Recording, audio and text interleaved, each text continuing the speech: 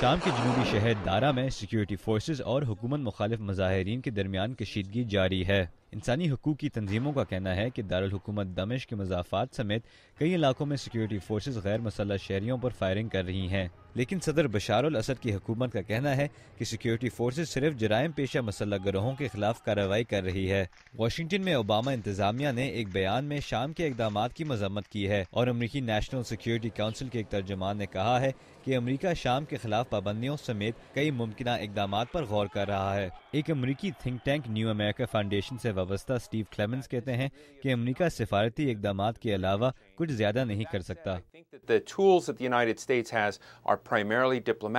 میرے خیال سے امریکہ سفارتی ذرائع سے شام کے لیے پائے جانے والے تحفظات پر عالمی برادری میں اتفاق رائے پیدا کر سکتا ہے، لیکن اس کے سوا کچھ اور کرنے کی صلاحیت نہیں رکھتا۔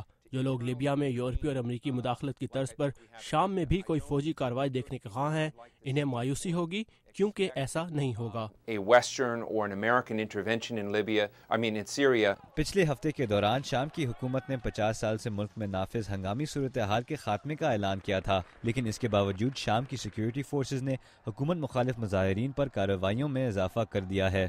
انسانی حقوق کے سرگرم اراکین نے سوشل نیٹ ورکنگ سائٹس پر جو پیغامات پوسٹ کیے ہیں ان میں دعویٰ کیا گیا ہے کہ سیکیورٹی فورسز کے ہاتھوں سینکڑوں افراد ہلاک ہوئے ہیں اور کم از کم 217 لاپتہ ہیں۔ عینی شاہدوں کا کہنا ہے کہ خفیہ پولیس کے اہلکار گھر گھر چھاپے مار رہے ہیں اور مظاہروں میں ہلاک ہونے والوں کے جنازوں میں شرکت کرنے والوں کو گرفتار کیا جا رہا ہے۔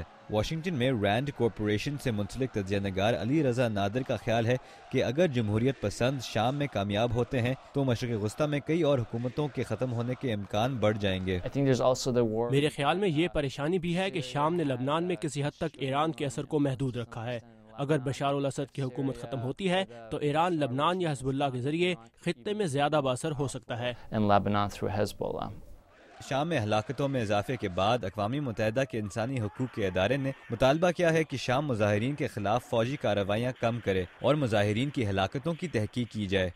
کرس سمکنز کے ساتھ رضا نقوی، اردو VOA۔